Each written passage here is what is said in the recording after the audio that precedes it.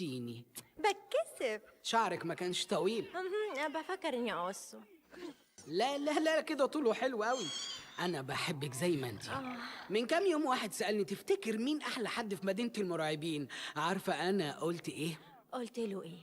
قلت شلبي. شلبي.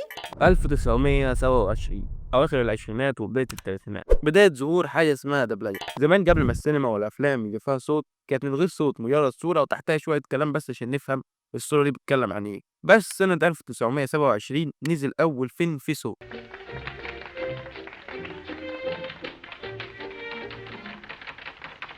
وساعتها السينما اتقلب. وهنا ظهرت أول مشكلة. الحقونا. احنا الاول كنا بنقول يا تلحقونا ما تلحقوناش، النهارده بنقول لكم الحقونا بجد. هتقول لي ليه يا عم ما بقى فيه صوت اهو والدنيا مفهومه؟ اقول لك لا، لان لو مثلا الامريكان نزلوا فيلم، واحد فرنسي مثلا او مصري قاعد بيشوف الفيلم لازم يبقى معاه اللغه اللي هي الانجليزي. ليه؟ عشان يفهم اللي بيتقال. وهكذا برضه الالماني لو نزلوا فيلم فيه صوت اكيد الصوت ده هيبقى الماني. الانجليزي والفرنسي والمصري وانا وانت مش هنفهم اللي بيقولوه، لازم يبقى معانا لغه الماني. اصل طالما يعني طالما انت قول السؤال تاني. يعني عشان نفهم نروح خدنا كورس ب 2000 او ب 3000 عشان نفهم الفيلم ده. فجروا فكره اللي هي ايه؟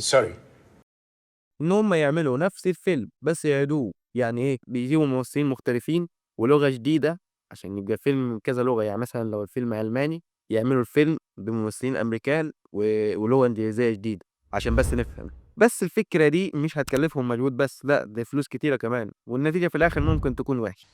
اوسخ من كده مفيش، اوسخ من كده مفيش. عمري ما شفت اوسخ من كده، عمري ما شفت اوسخ من كده. ففضلوا يفكروا نعمل إيه، وما تسألنيش مين اللي بيفكر عشان والله ما أعرف، لحد ما طلع واحد كده من وسطهم قال طيب ما نسيب الصورة زي ما هي ونغير الصوت.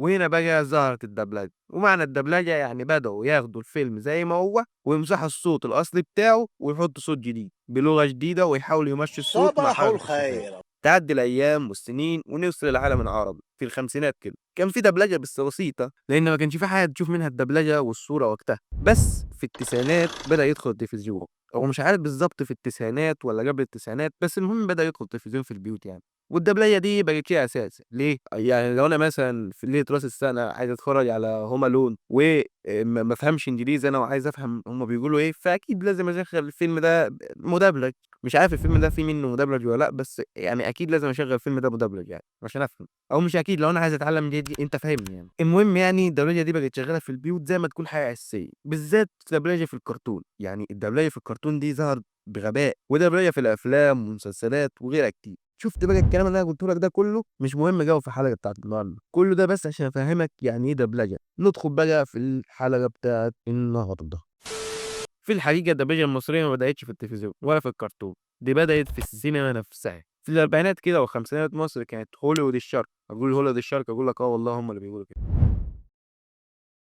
وزي ما أنت فاهم وأنا كمان فاهم فاللهجة المصرية مفهومة في الخليج، من المحيط للخليج، فكان طبيعي تسجل أي صوت هنا في مصر يتسمع في كل حتة، عشان قلت لك مفهومة. في الأول الدبلجة ما كانتش بالشكل اللي إحنا نعرفه دلوقتي يعني مش زي الأفلام التركية أو المسلسلات التركية اللي موجودة دلوقتي يعني. لو مش عارف أو ما شفتش قبل كده الأفلام التركية دي فأنصحك ما تشوفهاش.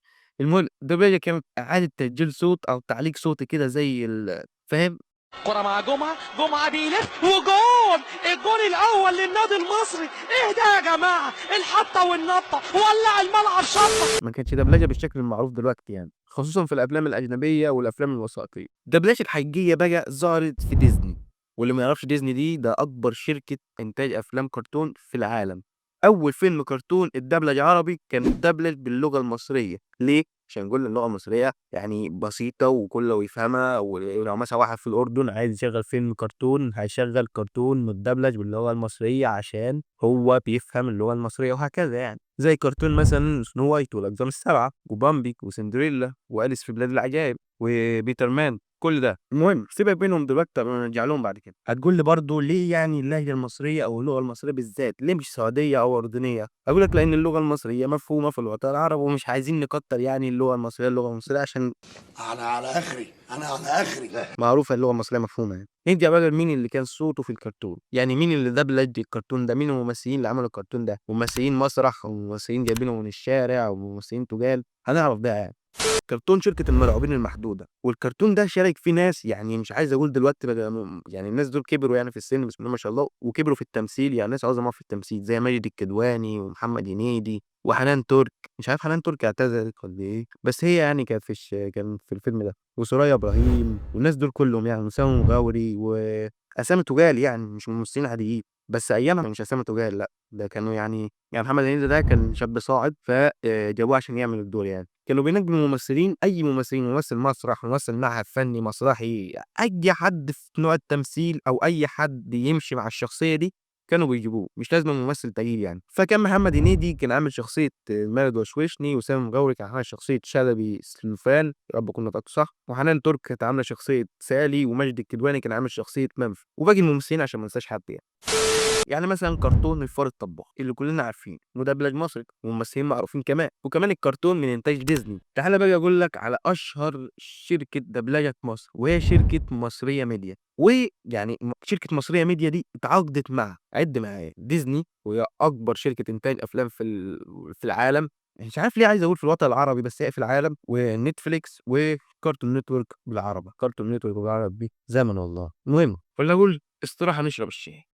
استراحة نشرب الشاي. نفهم من كده إن الدبلجة المصرية اللي إحنا عارفينها مش بتاعة الأفلام والمسلسلات التركية زي ما باقول لك عشان كل ما أذكر الحاجات دي باتعصب، صباح الخير. عشان عمري ما طِقت فيلم تركي أو مسلسل تركي، وأنصح ما تسمعوش يعني. ندخل في المرحلة اللي بعديها، المرحلة دي ظهر اسم سمير حبيب كواحد من أهم العناصر في التجربة دي. ليه كان مميز؟ لأنه عنده آلات موسيقية زي ما قُلنا، يقدر يطلّع منها موسيقى ويلحّنها، وده برضه لأن أفلام ديزني أو أفلام كرتون ديزني معظمها لو تشوف كرتون ديزني معظمها كلّه فيه موسيقى، معتمد بشكل أساسي على الموسيقى أو الأغاني. التجربة دي اتطوّرت أكتر مع دخول الفنان عصام السيد، وبالمناسبة هو ابنه الفنان الصاعد يعني أحمد عصام، كمُخرج دوبلاج. وعصام السيد ما كانش مقتنع بحاجة اسمها دوبلاج، إيه الدوبلاج ده؟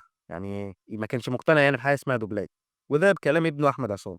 ابويا كان فكرته عن الدوبلاج انه فرافيرو بتاع الحاجات اللي هي بتتعمل عبيله واديله دي. تمام، مع الاحترام، كل مع الاحترام احترامي للناس لأي عبيله القائمه واديله يعني على فرافيرو يعني. ف... فهو كان متخوف شويه، فراح قال له بص ده شريط فيديو للفيلم، الشريط ده لسه عندي، حتت كمان من الفيلم كانت لسه ما اتلونتش، هوبا رسومات كده ابيض واسود. ده جميل قوي، لسه ده عندك؟ ليه؟ لسه أستاذ عصام السيد شاف الأفلام بتاعة ديزني واتأثّر بيها، قال ليه ما نقدّمش ده بشكل كويس للأطفال، يعني ليه الأطفال ما تشوفش الحاجات دي متدبلجة عشان لو شافتها مش متدبلجة مش هتفهمها عشان ده طفل وبيتكلم بسرعة ليه. وكمان أحمد عصام ابنه برضه كان لسه طفل، فده خلّاه يقتنع بموضوع الدبلجة ده. يقول لي مبروك على ميلاد أحمد ابني. ففوجئت ليه بيقول لي إنه يلا بينا نشتغل. نشتغل إيه؟ قال لي هنعمل دوبلاج. ومن هنا بقى في أسلوب تاني مع الدبلجة المصرية، الموضوع ما كانش سهل تمامًا. هتقول لي ليه؟ هاقول لك لإن ديزني كانت حاطة برضه قواعد للدبلجة، إن الصوت لازم يمشي مع حركة الشفايف، لإن الصوت لو ما مشيش مع صباح حركة الشفايف الخير هتحس إن الدنيا ومساء فيها الخير. lag، الصوت سابق الصورة، والإيقاع والزمن وغيره. عبد الرحمن شوقي كاتب النصوص أو كاتب الكلام اللي بيتقال عامل دقيق، يعني شغله ده شغل دقيق أوي. ليه؟ لإنه لازم يمشّي الكلام، يعني مثلًا لازم يفهم الكلام اللي بالإنجليزي عشان يترجمه عربي، ولو الاسم مثلًا مركب من كلمتين، اسم شخصية مركب من كلمتين، فلازم يجيب اسم ظريف واسم حلو يعني يركب في الدماغ مكون من كلمتين برضه، لأن أي تغيُّر بسيط في المشهد ممكن يختل بالمشهد كله. بعد النص فإحنا أكيد عايزين ناس تقول النص ده، عايزين ناس تكون صوتها ماشي مع شخصية أو ماشي مع الشخصية اللي في الفيلم، مش لازم يكون مشهور. يعني عندك مثلًا النجم الصاعد ده وقتها النجم الصاعد محمد هنيدي، وده وقتها يعني كان مناسب جو لشخصية تيمور. تيمون وبومبا لو ما اتفرجتش عليه روح اتفرج عليه. عبد الرحمن أبو زهرة قدّم شخصية أو صوت شخصية سكار اللي ده باين الأسد، سكار ده الأسد، وناس كتير برضه زي هشام نور في شخصية سيمبا. ونرجع ده كله بعد نجاح فيلم The Lion King أو الأسد الملك. الفيلم ده بعد ما نجح أكد إن التجربة دي ماشية في الاتجاه الصح، يعني خلاص يعني الدبلجة المصرية ماشية في الاتجاه الصح، وده فتح أبواب لأفلام كتيرة زي فيلم صلاح الدين، وده بالمناسبة شارك فيه ممثلين كبار زي يحيى الفخراني وأحمد بدير، وده ودى الفيلم في حتة تانية خالص. وبس أشوفك على خير في الحلقات الجاية، فما تنساش السبسكرايب بتاعك، ولو عندك أي فكرة عايز نتكلم عنها فما تنساش تكتبها لي في التعليقات. وبس كده أشوفك في الحلقة الجاية، سلام.